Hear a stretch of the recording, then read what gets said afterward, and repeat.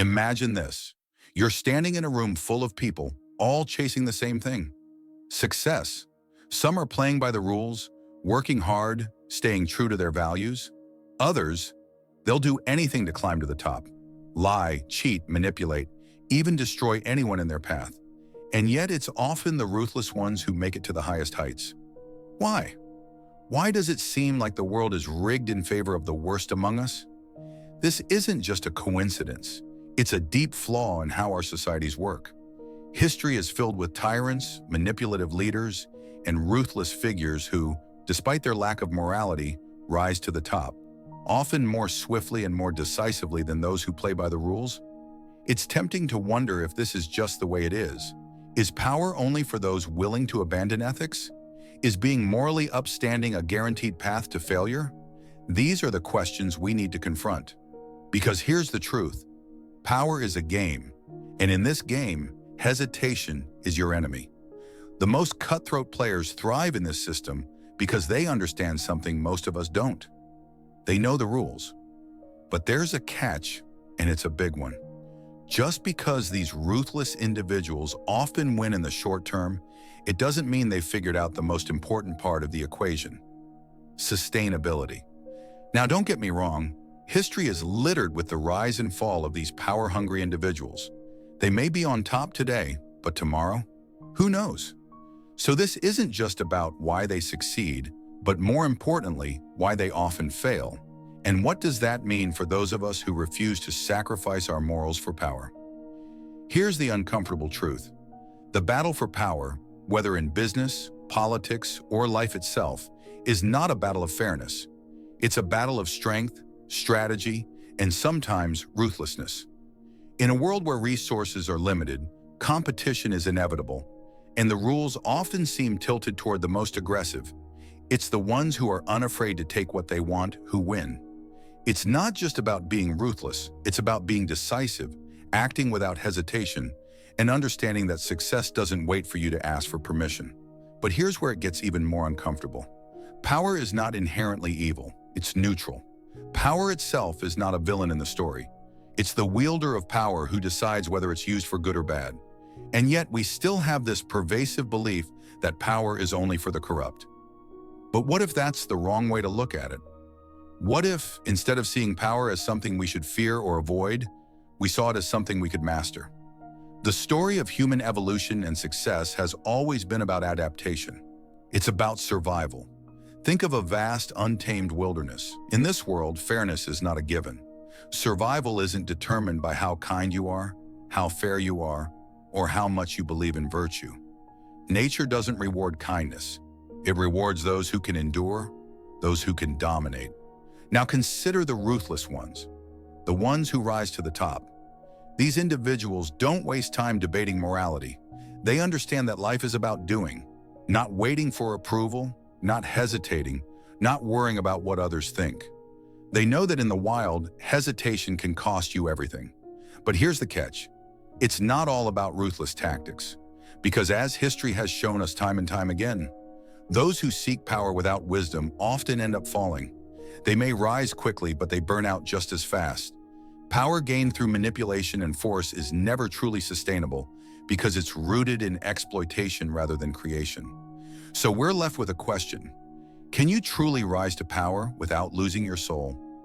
Can you become a force to be reckoned with in a world that rewards ruthlessness, but without sacrificing your integrity? To answer that, we need to look deeper. Power in its most authentic form isn't about controlling others. It's about transcending your own limitations, about creating something new, about shaping your destiny according to your own values. It's not about destroying your competition for the sake of destruction. It's about transforming your own life and the world around you. This brings us to a key figure, Friedrich Nietzsche. His philosophy wasn't about blind domination or the mindless pursuit of power. It was about becoming something greater than yourself. Nietzsche's vision of power is a self-overcoming process. It's about rising above limitations, above societal expectations, above conventional morality. It's about creating your own path and living fully on your terms. The ultimate goal is not to become a mindless tyrant, but to become someone who embraces their true power, without being enslaved by external forces. The Übermensch, the Overman, is the ultimate expression of this. A person who stands tall, unshaken by fear, unburdened by guilt, and untouched by the illusions of society. The Übermensch doesn't need approval. Their strength comes from within. They are not ruthless for the sake of cruelty. Instead, they are ruthless because they refuse to be held back by the weak forces that demand conformity. They forge their own rules, create their own values, and live without the limitations imposed by others. But does this mean you must be ruthless to succeed? Absolutely not. The truth is that true power is earned, not taken. It is built on creation, not exploitation. It's about contributing to the world in ways that make you indispensable. People who rise through manipulation and deceit don't build, they take. And eventually what they take will be taken from them. The key to navigating this world of ruthless competition is understanding that power is neutral. It's neither good nor evil. Power is simply a tool. The most successful people understand this. They don't play by the rules of fairness. They make the rules. They learn the game, and they play it better than anyone else. They don't fight against power. They wield it strategically. But it's not about abandoning ethics. It's about knowing when to act, when to be bold, and when to stand firm. It's about understanding the minds of those who seek to exploit you and using your awareness to gain the upper hand. This is strategic empathy, the ability to see through the surface and anticipate the moves of others. Now ask yourself this: what is power to you? Is it a tool to control and manipulate others? Or is it something more, something greater? The ruthless often rise quickly, but they fall hard. Why? Because their power is built on exploitation, not creation. They don't build empires. They burn bridges. True power comes from the ability to create, to build something that lasts. This is the secret.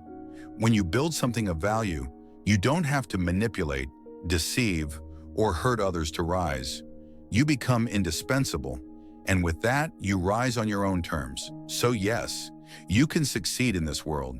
You can rise to power, but only if you stop playing by the old rules, stop expecting fairness, and start mastering power on your own terms.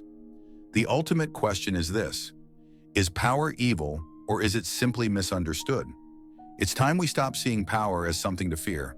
Instead, we should see it as something to master, to shape it, to understand it, and to use it to create the life we want. Because power, when wielded by someone with integrity, can lead to unimaginable greatness. But this isn't about domination over others. It's about domination over yourself. Transcend your weaknesses, break free from your fears, and become more than you ever imagined. Will you take the leap? Success has sparked something within you, an urge to master the elements of power, to understand its true nature and how it can shape your journey. But before you leap into action, take a moment. Reflect on this. What are you truly seeking when you chase power? Is it validation, control, or is it something deeper, a longing to transcend limitations and redefine your existence? This is where the concept of self-overcoming comes into play. To understand power at its deepest level, you must begin with yourself. You are not simply a player in the game of life. You are the creator of the rules. The truth is, power isn't something you simply acquire. It is something you shape from within. Think of it like a sculptor carving out their masterpiece from a block of stone. The world, with all its chaos and competition, is just the stone. The power you seek is the figure inside that stone, waiting to be revealed through your effort, your vision, and your will. But here's the twist. Power in this sense isn't about domination over others. It's about the domination over your own fears, your doubts, and your limitations. It's about building an unshakable foundation of self-confidence, to the point where you no longer need external validation to feel powerful. This power is not given to you. You don't inherit it from birth or achieve it by following the prescribed rules of society. It's earned through struggle, sacrifice, and the relentless pursuit of your highest potential. Think about the most powerful individuals in history, those who transcended ordinary limitations and reshaped the course of humanity. They didn't rise because they played by the rules. They rose because they created their own. They saw beyond the traditional moralities of right and wrong. They understood that in a world governed by scarcity and competition, hesitation is the true enemy. They didn't wait for permission to act. They created their own paths. They took what they wanted, not by force or cruelty, but by creating value that the world couldn't ignore. Do you have what it takes to transcend the limitations imposed by society? Can you break free from the chains of hesitation, fear, and guilt? This is the essence of Nietzsche's will to power, not to bend others to your will, but to transcend your own boundaries. It's the audacity to stand in the face of adversity and declare, "I will not be defined by others' standards." Now you might be wondering, but how do I actually do this? The first step is understanding that power is not a static thing. It is fluid, ever-changing, and dependent on your ability to adapt to the circumstances around you. The world is constantly shifting, and to navigate through it, you must be in constant motion yourself. Think about water. It doesn't fight the rocks or barriers in its path. It flows, it adapts, it becomes one with its surroundings. It doesn't care what obstacles are in its way. It simply moves forward. This is what you must learn to do. Power is not about brute force. It's about adaptability, resilience, and the ability to create value in any situation. To embrace power, you must first accept that life is unpredictable, often unfair, and rarely kind. You can't sit around waiting for the world to reward you for your goodness. You must seize your place in the world, carving out your own existence, independent of society's approval. Consider this. Every major success story, the rise of a great leader, entrepreneur, or artist, has been marked by one key trait: the refusal to accept the world as it is. These individuals didn't wait for the world to hand them success. They created success through their relentless pursuit of their vision. They saw challenges as opportunities, obstacles as stepping stones, and failure as nothing more than a temporary setback. But I'm not telling you to embrace ruthless behavior for the sake of cruelty. Far from it. The Übermensch is not about mindless domination. It's about transcending the need to follow the traditional rules, to play the victim card, or to be shackled by the moral codes of society. It's about redefining the very concept of power, not as a tool to control others, but as a tool for self-mastery, for personal evolution. The key difference between those who wield power successfully and those who don't is this. Successful individuals are driven by something far beyond their own ego. They are driven by creation. They know that true power lies in creating something of value that cannot be easily taken away. Whether it's a revolutionary idea, a groundbreaking business, or a movement that transforms the world, their power comes from their ability to build, not simply to destroy or conquer. But the true question remains, can you rise above the limitations that society imposes on you? Can you reject the illusions of fairness and justice and accept that power is not about being good, but about being effective? If you want to succeed in a world that rewards the ruthless, you must first master the art of strategic thinking. Learn to navigate through the complexities of human nature. Recognize that most people are driven by fear, insecurity, and the need for external validation. Understanding this allows you to see the world differently. It's not about becoming like the ruthless. It's about understanding how the ruthless think and act. Strategic thinking means recognizing the realities of the game without being consumed by them.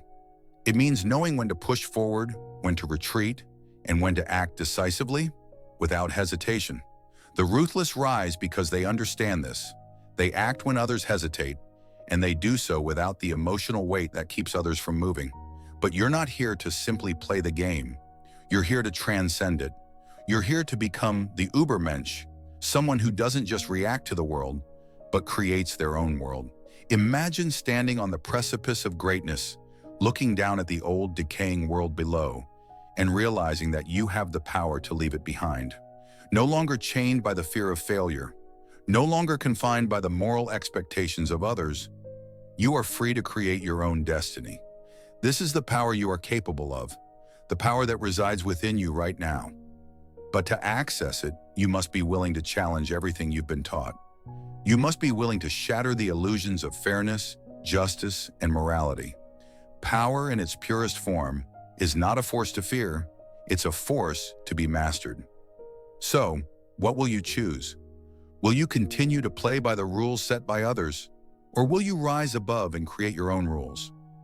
The world is waiting for those who dare to forge their own path, who refuse to be bound by society's expectations, who redefine what it means to be powerful. As you move forward, remember this: the world is not a place of fairness, it's a place of opportunity. Opportunity for those who have the courage to shape their own destiny. The ruthless rise because they understand this, but you can rise too, if you are willing to create the power that is uniquely yours. You don't need to be ruthless to succeed, but you must learn to think like those who are. Embrace your will to power, define your own rules, create your own destiny. Make sure to subscribe to the Mind's Mirror channel. Don't forget to hit the like button. Share this video with those who need to hear this truth, and stay tuned for new content every day together. Let's continue the journey toward understanding growth in the pursuit of a more powerful life.